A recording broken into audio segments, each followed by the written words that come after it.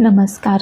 तर लपंडाव मालिकेमध्ये शेवटी आता सखीचं स्वयंवर जे आहे ते सुरू झालेलं आहे आणि सखीच्या स्वयंवराची एकदम जय्यत तयारी इकडे झालेली आहे आणि एकदम रॉयल अशी एंट्री या सरकारची म्हणजे सखीच्या आईची या स्वयंवराच्या मंडपात होते.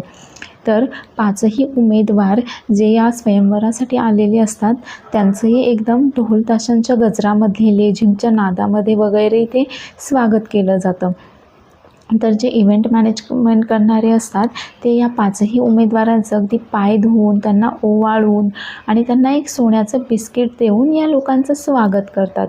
तर हे पाचही उमेदवारही या स्वागतामुळे फारच खुश असतात.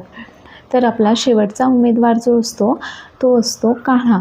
आता कान्हाही एकदम नटून थटूनच या कार्यक्रमाला आलेला असतो स्वयंवरासाठी.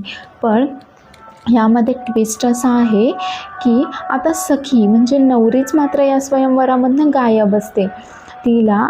तिच्या प्रवेशासाठी जी पालखी आलेली असते ती पालखी मात्र रिकामीच असते. सखी त्या पालखीमध्ये नसतेच आणि तिने त्या पालखीमध्ये एक पेटी ठेवलेली असते आणि त्यामध्ये एक पत्र असतं.